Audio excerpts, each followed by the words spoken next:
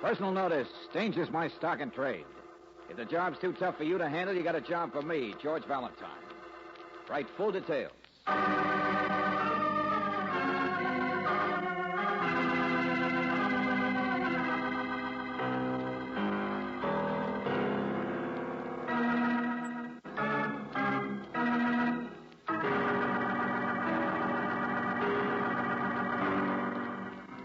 Standard Oil Company of California, on behalf of independent Chevron gas stations and standard stations throughout the West, invites you to Let George Do It.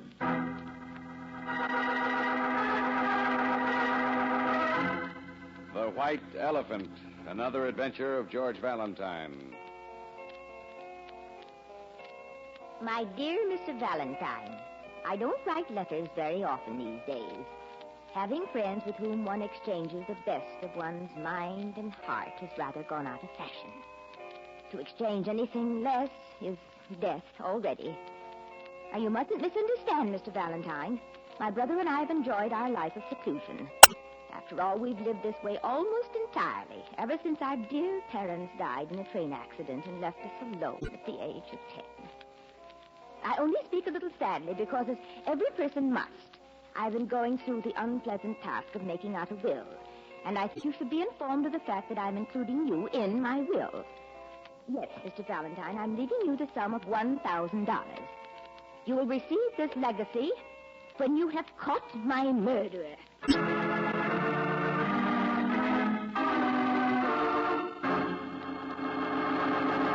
When?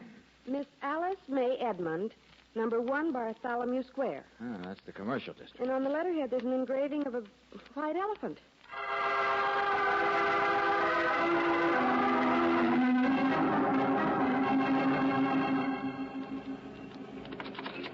Oh, I'm sorry. Excuse me. No, I was just going to ring the bell. Is this number 1 Bartholomew Go Square? away. No peddlers or agents allowed. No soliciting. Oh, but we're not peddlers. I'm saving you trouble, that's all. You'll only have an iron deer thrown at you. That isn't a house. It's a booby hatch. A 42-room booby hatch. Okay, thanks very much. Goodbye. All right, go on in. But me, I'll still go out. Keeper of the white elephant barker for the train seals. I'm warning you, someday I'm going to kill that woman in there. What? Yeah. What do you suppose is the matter with him? Hey, look, Angel. 3 stories high. Gardens. Hey, you can't even hear the street in here. Right in the middle of the city. Yeah, a whole block of a house. Old-fashioned gewgaws on the It's woodwork. white, George. Painted white. Huh? Guess this is it, Brooksy. The White Elephant.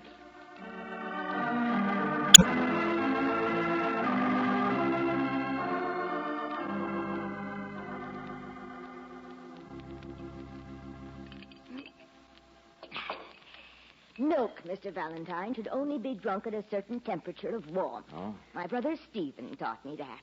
We much prefer it to tea in the afternoons, but naturally, if you would like a cinnamon wafer or... No, we don't care for anything, thanks, Miss Edmund. It's tea time. You'll have something. You'll join me. Jensen? All right, miss. Look, Miss Edmund, In the first place, this house. And I do wish you wouldn't stare about so. The antimacassars are quite clean, young lady, and I crocheted them myself. I didn't mean... It has 42 rooms. Yes, 42. So I'll grant you I've closed off a number of them. But even with the ones that aren't, it's large. It's quite large, and I like it that way. It's old-fashioned, it's gracious, and it absolutely is not a white elephant. Well, an anachronism maybe in the middle of the town like Because the white elephant, I am afraid, is me. Huh? Yes, on my stationery. The little white figure. It's the only way I have to get back at my family.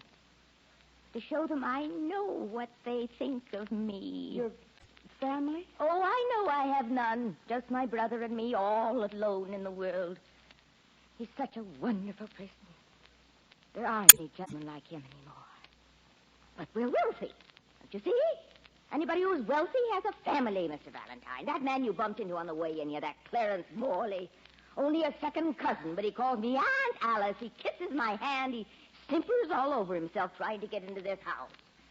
And as for Cousin you... All right, Miss Edmund, so much for your family. What I want to know about is your mother. Last week, someone tampered with the wiring, apparently, so that I was very nearly electrocuted. But didn't you call the police? Mr. Valentine, is probably incomprehensible to a person as young as you. But I didn't do anything. I wasn't even sure, and I don't particularly care if I die. Oh, now look, No, please. Please, why should I? I've outlived my time. In many ways, I seem so indestructible. It would be rather a relief to be murdered. Here's the tea stuff, miss. I told you I'm not much in the kitchen. That's the only service I could... Oh, all right, Jensen, all right. Now get out of here. Get back to your cottage. Go on. Gladly. Do you know something? The family I spoke of, they made me take him. But I generally won't let him in the house. For 20 years, Miss Brooks, I've done every bit of housework in this place myself. Yes, all by myself. Well, Miss Edmund, a second ago you were saying... Excuse me. Stop that, will you? For heaven's sake, stop that thing and go on, get out of my house. I'll turn it down. Take it easy, Alice. Yeah, that's good enough, isn't it? Oh, it's you. Volume control. Unusual in the gramophone. Wouldn't bring more than $50, though, I don't believe. Curio, maybe. Mr. Valentine, this is Yule. I think I spoke of him. Another one of my cousins. A dear, dear relative. Yeah, pleasure. Mother's side was. Third cousin. And get your hand off that Sheraton. What, this chair? Oh, no, dear. Late 19th century imitation. It is not. He's so kind, Mr. Valentine. He buys and sells for me. Oh, could be mistaken. There's a real one in the library. An antique dealer, wouldn't you know from the beard? Now, Alice. I don't want to talk business today. I don't want to. Well, I only hung around from the meeting to look at some things. Get out, will you? Please, get out, please. All right. But you don't look well, Alice. You ought to let us come visit more often. What was the meeting he spoke of, Miss Edmund? I said, what was the... He was playing Molly Brannigan again. It's a song a girl used to sing. A red-headed Irish servant girl. She went back to the old country 20 years ago. Oh, she was like a breath of sunshine. Miss Edmund, what are you trying to say? My brother and I have always been alone here since we were 10. Mr. Valentine, I am peculiar, you know. The meeting? Oh, it was the relative, that's all. I try to act like a harridan is supposed to. But I'm terrified of them. what's the matter with you, Miss Edmund? Oh, I'm all right. They want me to get out of the house.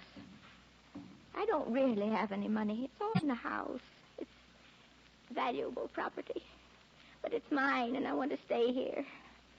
I don't know why I'm rambling, so they want to make me get out. But how can they?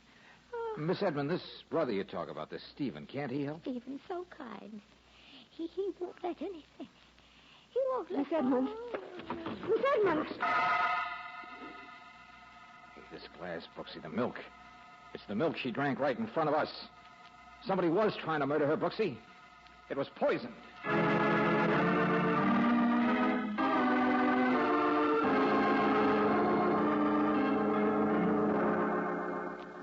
Now, take it easy, Mr. Valentine. I said we can't tell yet. She's all right. She's alive, and from my experience with her in the past, she has a constitution... It was strychnine, wasn't it, Doctor? And from the smell of that milk there... Undoubtedly an overdose, but I've treated her with it in the past. You what? It's a legitimate remedy for certain conditions, you know. It was kept in the cupboard down by the butler's pantry. Okay, I'll take a look. Have you called the police? No, and I don't intend to. What? Not yet. Now, please, listen to me. I've known and admired Miss Edmund for a very long time. That bravado of hers is all front, you understand. She's a very shy person. What's that got to do If with... she should live, Miss Brooks, she'd probably call off the investigation herself rather than risk invasion of her privacy in the house here. No, it has to be done from the inside. By you, Mr. Valentine. And suppose she dies, Doctor? Well, you've met the people who would benefit, Morley and Cousin Ewell. If one of them should conceivably be a murderer, he'd have only accomplished what they're all trying to do anyway. Get her out of this house. So you don't think they testify against each other, do you? But why do they want... I get it. This property's worth a fortune, isn't it? Precisely. The white elephant. Every day that she lives, she has to borrow against taxes. So they have to get her out. Or in a few years, there won't be any fortune left for them to inherit.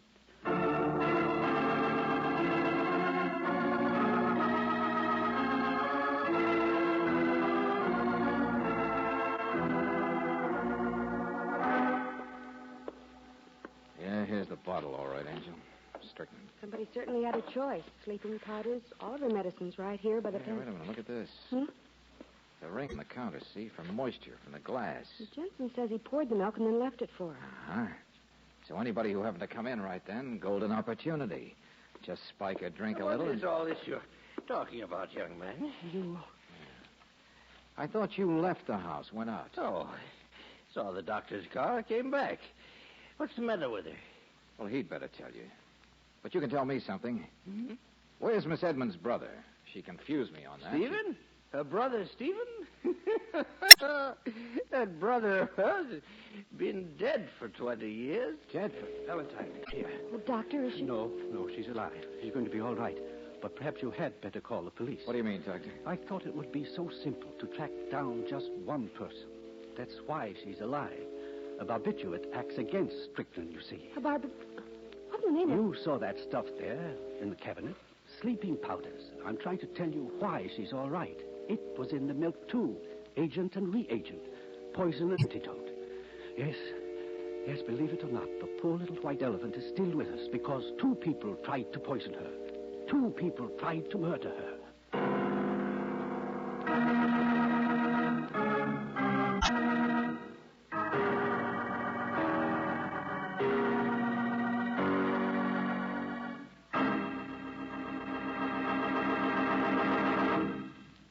We'll return to tonight's adventure of George Valentine in just a moment.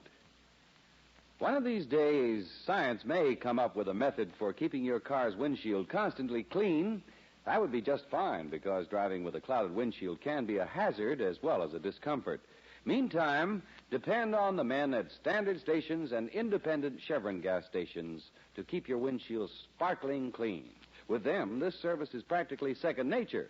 It's one of the reasons you'll notice more and more motorists pulling in at these stations every day of the week. And the reason this service is done so speedily is that they have the best equipment, including willing elbow grease. So next time your windshield has more than its share of road dust, drive in and drive out with the better vision and greater safety that a clean windshield gives you. Get this car saver service at independent Chevron gas stations and standard stations. At all these service stations, you can count on top service and quality products, like RPM motor oil. And here's where they say and mean, we take better care of your car.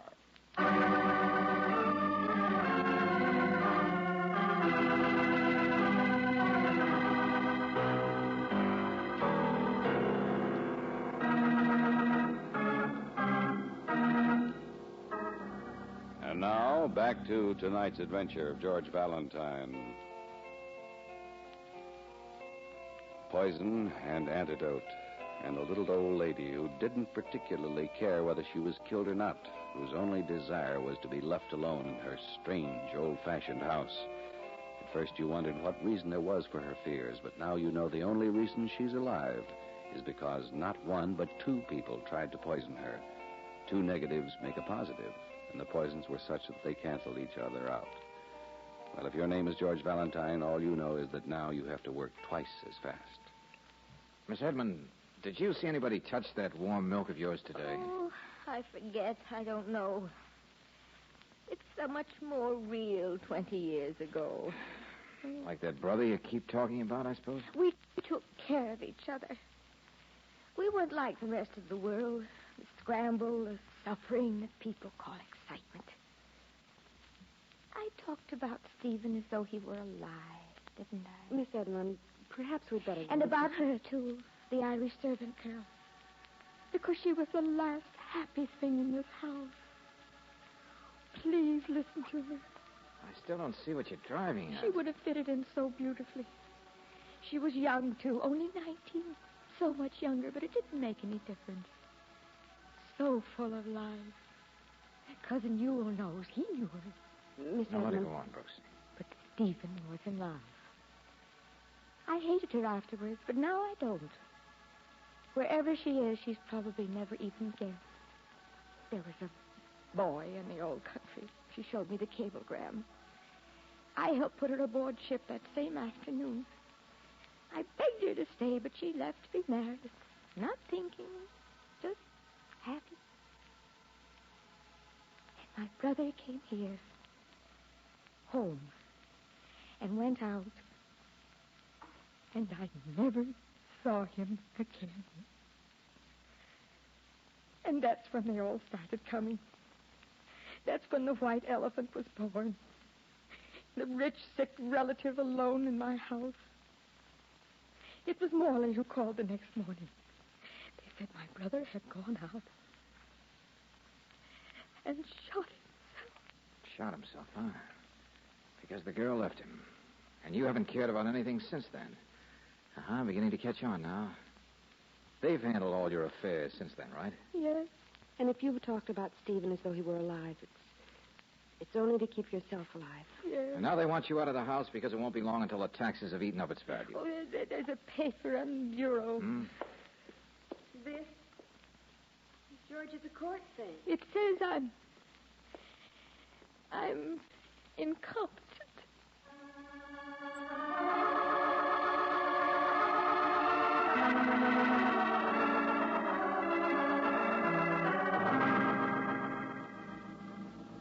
Well, you've heard her. You've seen how she acts. That wasn't what I asked you, Mr. Morley. But what's the sensible thing? You don't just stand by and watch anybody throw money away. When there's a first mortgage already in. Who'd benefit, Mr. Morley, if she had died an hour ago?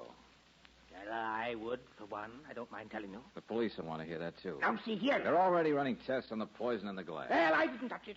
I was on the telephone at the time, business downtown, 5 or 10 minutes. My office will verify The telephone in the hall, Mr. Morley? Yes, crazy old-fangled contraption. It's the only one in this The door to the butler's pantry was open, George. And if you were standing in there at the Yeah, telephone, that's right, Brooksy. Glass would have been right in plain sight, wouldn't it? Well, I didn't notice. I didn't even see it. Why did that stupid Jensen leave it there in the first place? Stupid Jensen, my friend, is a servant that you hired for her. Well, who else would stay here except a thick-skinned old coot like him? Mr. Valentine, she's been getting worse, fussy, picky, and this preoccupation with her brother. we know all about that, Mr. Morley. We also know what her own doctor thinks about her. He's a fool, too. Old admirer of Alice's. Valentine, what would you think if you came in and found her prowling among her brother's old things? Of course it was a tragedy for her. But now, 20 years later, to find she's reopened that room of his, nosing around and mooning over the old things. Is that what happened to you? Yes, just yesterday. She was trying to pretend that she hadn't seen. Just cleaning, she said. Get out, she said. Leave me alone. Do you think that a normal person I don't know. acts like... I don't know, Mr. Morley. But why don't you tell me how she acted today at that family meeting? The meeting? Yeah. Well, you saw my reaction. She said she wouldn't ever leave this house. Not ever. And no court order could make her. And for us to stop bothering her, or she'd make us stop. Just stubbornness. Just insane. Just insane. Insane, my friend? No, I finally realized little Miss Edmund has been pointing in the right direction after all. That brother Stephen, dead 20 years. Yeah, that's how we solve it.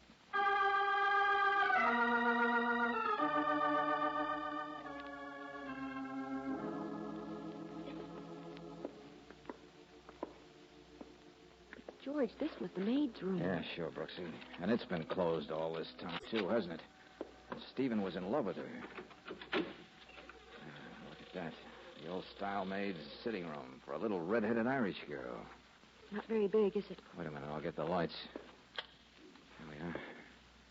Look at the dust and the cobwebs. George, look. On the mirror. Yeah. She collected things, all right. True to type.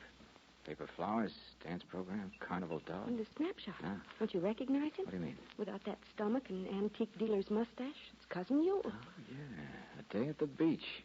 We knew she was the sunshine girl. Probably played the field. Say, isn't there anything from Stephen? George, listen to this. The tea was just perfect, and I reward you with a rose. Won't you join my sister and me for some phonograph records in the parlor this evening? What in the name? Notes from Stephen. George, she saved them. But there's nothing to give us even a hint about his death. Isn't there?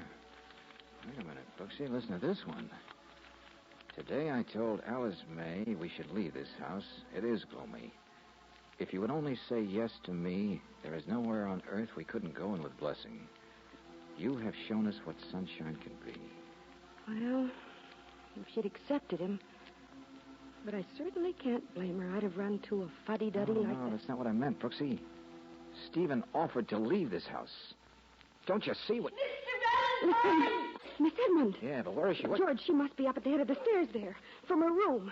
These lights, you can't see. Valentine! Where are you? Mr. Valentine!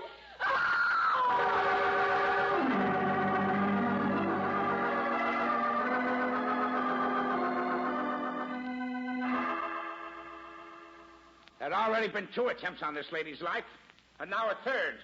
It was a police matter in the first place, Valentine. Take it easy, Riley, please. Take it easy. Hello, Doctor. Oh, it's about time you got here. I came as quickly as I could. Didn't even know where the maid's quarters were. Here, I'll take her. Oh, I'm all right. Now what happened, Miss Edmund? You ran out to the head of the stairs. You called Valentine. All right. Sure, you're all right. Just lie still now. Look, Valentine, I said I'm taking over. Earlier today, any one of these guys could have got at that milk. What did you say, Riley? I said any one of them. The milk sat there for a good half hour. Any one of them wouldn't have used 2 poisons, Lieutenant. Huh? That counteracted each other. Well, no, I grant you, but... Wait a minute. Morley and Ewell, why don't you go in the other room? You too, Doctor. Miss Brooks can take care of her, all right. Well, that's your idea, Valentine. Sergeant, keep your eye out. Mr. Valentine, I'm trying to remember. I was frightened. I was at the head of the stairs. No, wait, please, Miss Edmund. Riley, what did you find out, the records on Stephen's death, huh? Well, he committed suicide. Shot himself. Went out to a public place, got drunk, just like ordinary people. Yeah? He had been jilted by a red-headed girl half his age who went away and left him. But he couldn't just cry in his beer. He pulled out a gun, shot himself in front of witnesses. They don't have people like him anymore. Yes, I told you what it was, Mr. Valentine. Didn't I? Uh-huh. We thought your brother's death might have had something to do with all this today, but...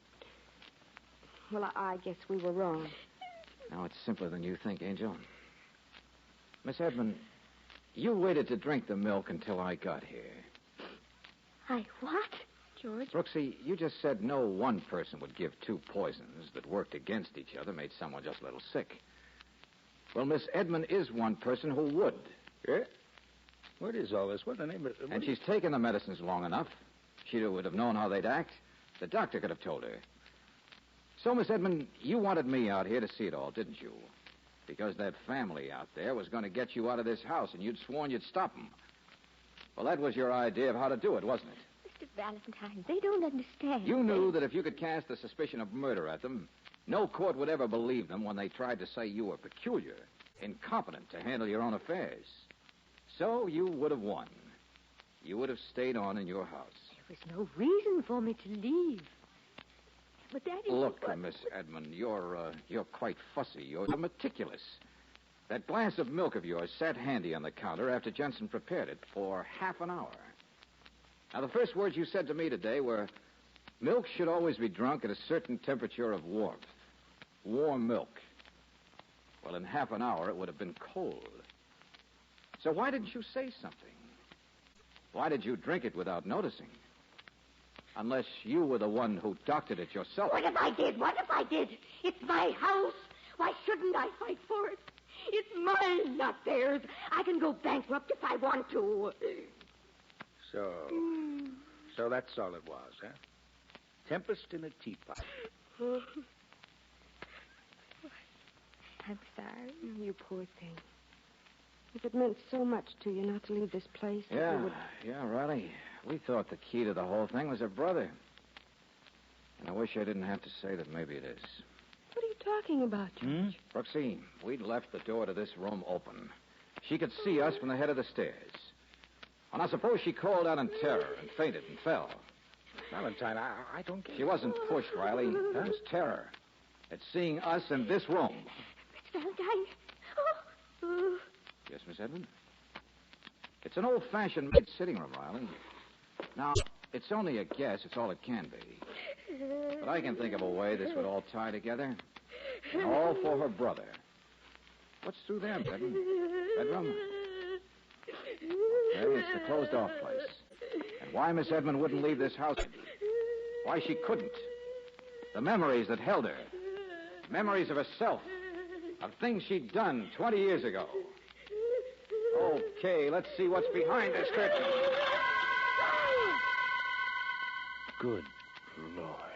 Red hair. White apron. Yeah. 20 years. It's the Irish servant girl.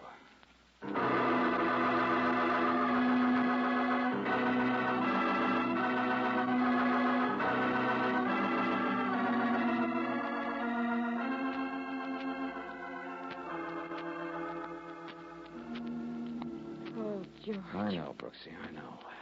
But when people become hermits like that, there's generally a reason. She was the only one who ever told anybody she'd put the girl on the boat. Uh-huh. Including the guy she did it for, I suppose. Only when she told him it didn't do any good. He killed himself. She did it and still lost her brother. And she had to stay on and on in this house. This prison of her own making. Miss Alice May Edmund. All kinds of loves, I guess, Brooksy. All kinds of people. The white elephant? There's an understatement.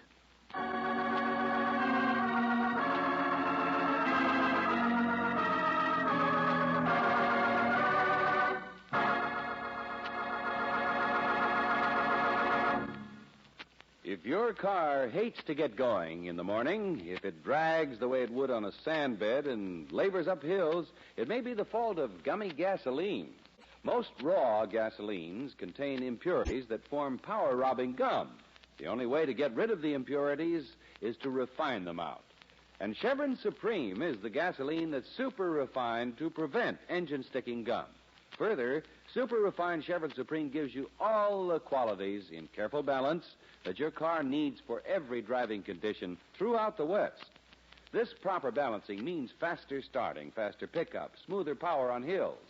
And it means, too, that you can depend on Chevron Supreme for plus mileage and for the new car feeling. Ask for it where your car's windshield gets a real cleaning at standard stations and independent Chevron gas stations where they say and mean, we take better care of your car.